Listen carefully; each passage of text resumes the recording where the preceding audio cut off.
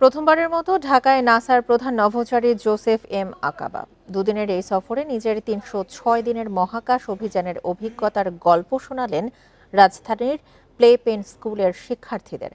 বললেন, সঠিক দিক নির্দেশনা পেলে পূরণ হতে পারে তাদের মহাকাশ যাত্রার স্বপ্ন।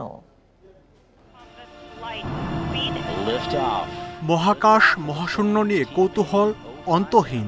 গ্রহ নক্ষত্র থেকে শুরু করে সৌরজগৎ ছায়াপথ নিয়ে গবেষণায় আধুনিক প্রযুক্তির কল্যাণে এসেছে অভাবনীয় গতি। প্রতি বছরই অভিযানে যাচ্ছে উন্নত দেশের নভোচারী। সে অভিজ্ঞতায় শিক্ষার্থীদের কাছে তুলে ধরলেন ৩০৬ দিন মহাকাশে থাকা নাসার প্রধান নভোচারী জোসেফ এম আকাবা। টানা ৬ মাসের অভিযান নিয়ে জানালেন, এর বেশিরভাগ সময়ই পিৎজা খেয়ে কাটিয়েছেন তিনি।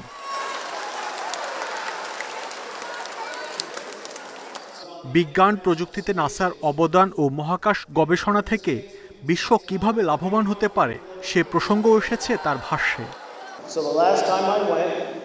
সর্বশেষ অভিযানে মহাকাশে ছিলাম ৬ মাস। ইন্টারন্যাশনাল স্পেস স্টেশনে পৌঁছতে লেগেছিল ৮ মিনিট। সেখানে মানবদেহের রক্ত থেকে শুরু করে গবেষণা হয় উদ্ভিদ নিয়েও।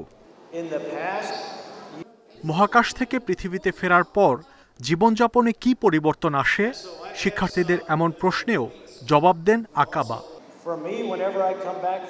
মহাকাশ থেকে ফেরার প্রথম কয়েক সপ্তাহ সবকিছুই ভারী লাগে, কারণ মহাকাশে থাকে মাইক্রো গ্র্যাভিটি।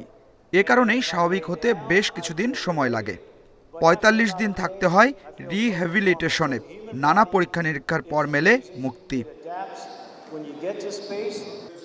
এ সময় মহাকাশ অভিযানের ভবিষ্যৎ নিয়েও নিজের মূল্যায়ন তুলে ধরেন নাসার এই প্রধান নভোচারী।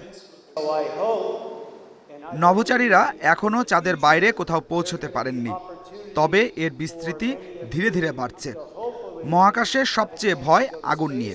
বাড়িঘরে আগুন লাগলে বাইরে বেরোনো যায়, তবে মহাকাশে সেটি হলে মৃত্যু নিশ্চিত। মহাজাগতিক শিলার আঘাতেও ভয়ানক হয় পরিস্থিতি। মৃত্যুর কারণ হতে পারে টয়লেটের সময় অ্যামোনিয়া লিকেজও। ২০০৪ সালে নাসার মহাকাশচারী হিসেবে মনোনীত হন প্রথম পুয়ের্তো রিকান বংশোদ্ভূত জোসেফ এম আকাবা। নভোচারী কার্যালয়ের প্রধান হিসেবে নিয়োগ পান ২০২৩-এ। মাহমুদ শরীফ, ইন্ডিপেন্ডেন্ট নিউজ, ঢাকা।